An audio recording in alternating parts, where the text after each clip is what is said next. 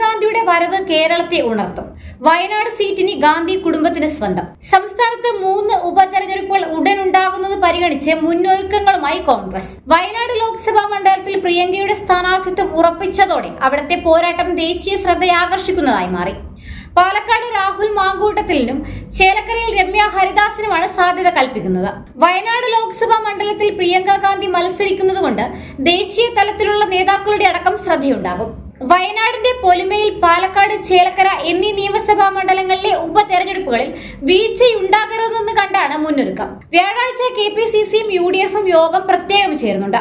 ഇതിൽ സ്ഥാനാർത്ഥി കാര്യങ്ങളൊന്നും ചർച്ചയുണ്ടാകില്ലെങ്കിലും ഉപതെരഞ്ഞെടുപ്പിനായുള്ള ഒരുക്കങ്ങൾ ആസൂത്രണം ചെയ്യും. ബൂത്തുകളെ പല വിഭാഗങ്ങളായി തിരിച്ച് പ്രചരണത്തിനും മറ്റ് ഒരുക്കങ്ങൾക്കുമുള്ള പദ്ധതിയാണ് തയ്യാറാക്കുന്നത്. ഷാഫി പറമ്പിൽ ഒഴിഞ്ഞ പാലക്കാട് അദ്ദേഹത്തിന്റെ താൽപര്യത്തിനാകും കോൺഗ്രസ് ഊന്നൽ നൽകുക. ഇതാണ് യൂത്ത് കോൺഗ്രസ് സംസ്ഥാന പ്രസിഡന്റായ രാഹുൽ മാങ്കൂട്ടത്തിലേക്ക് സാധ്യതയേറുന്നത്.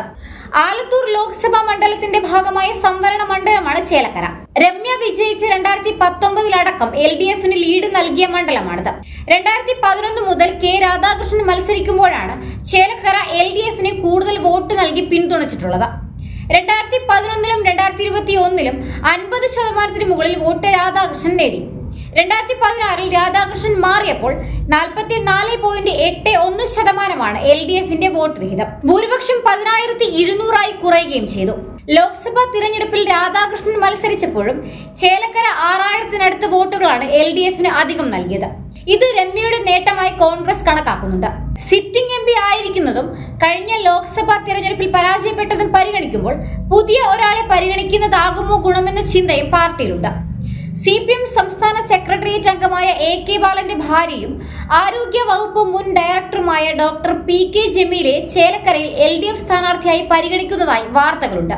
ആലത്തൂർ ലോക്സഭാ തെരഞ്ഞെടുപ്പിൽ 18.97% വോട്ട് നേടിയ TN സരസുവിനെ BJPയും പരിഗണിക്കുന്നുണ്ട്. ജൂലൈ അവസാനത്തോടെ ഉപതെരഞ്ഞെടുപ്പ് സംബന്ധിച്ച് വിജ്ഞാപനം ഉണ്ടാകുമെന്നാണ് പ്രതീക്ഷിക്കുന്നത്.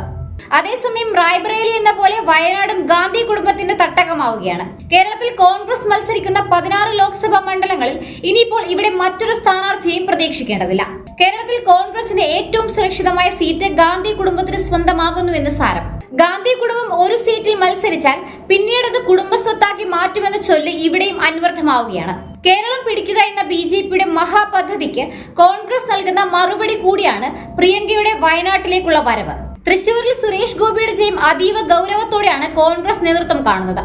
ഹിന്ദു ക്രിസ്ത്യൻ കൂട്ടുകെട്ടിലൂടെ കേരളത്തിലുടനീളം തൃശൂർ ആവർത്തിക്കാനാകുമെന്ന സംഘപരിവാറിന്റെ കണക്കുകൂട്ടൽ പൊളിക്കാൻ കോൺഗ്രസിലെ ഏറ്റവും ഗ്ലാമറുള്ള നേതാവിനെ തന്നെ കളത്തിലിറക്കിയിരിക്കുകയാണ് കോൺഗ്രസ്. 2026 നിയമസഭാ തെരഞ്ഞെടുപ്പിൽ കോൺഗ്രസിനെ മുന്നിൽ നിന്ന് നയിക്കാനും പ്രിയങ്കയുണ്ടാകും. 3ാം വട്ടവും തുടർച്ചയായി കേരളത്തിൽ അധികാരം നിലനിർത്താനുള്ള CPM അജണ്ടയ്ക്കുള്ള വലിയൊരു വെല്ലുവിളി കൂടിയായി മാറുകയാണ് പ്രിയങ്കയുടെ രംഗപ്രവേശം. അടുത്ത നിയമസഭാ തെരഞ്ഞെടുപ്പിൽ സംസ്ഥാനത്ത് കോൺഗ്രസിന്റെ മുഖ്യമന്ത്രി സ്ഥാനാർത്ഥി ആരാകുമെന്നതിൽ പ്രിയങ്കയുടെ പങ്ക് നിർണായകമാകുമെന്നതിൽ യാതൊരു സംശയവുമില്ല. കേരളത്തിൽ ഗ്രൂപ്പിനുള്ളിൽ ഗ്രൂപ്പ് കളിക്കുന്ന പരിപാടിക്കും പ്രിയങ്കയുടെ വരവ് കൊണ്ട് തടയിടാനാകുമെന്ന പ്രതീക്ഷയിലാണ് ഒരുപറ്റം നേതാക്കൾ. എന്നാൽ പ്രിയങ്കയ്ക്ക് പിന്നാലെ താനും ലോക്സഭയിലേക്ക് എത്തുമെന്ന ഭർത്താവ് വദ്രയുടെ വെളിപ്പെടുത്തൽ കേരളത്തിലെ നേതാക്കളുടെ ഉറക്കം കെടുത്തിയിരിക്കുകയാണ്. ഇനി ഏത് സീറ്റിലാണ് കണ്ണുവെച്ചിരിക്കുന്നതെന്ന് അറിയില്ലല്ലോ. കോൺഗ്രസിന്റെ മറ്റൊരു കോട്ടയായ എറണാകുളമാണ് വദ്രയുടെ ലക്ഷ്യമെന്നുള്ള പിന്നാമ്പുറ കഥകളും കോൺഗ്രസ് വൃത്തങ്ങളിൽ പ്രചരിക്കുന്നുണ്ട്.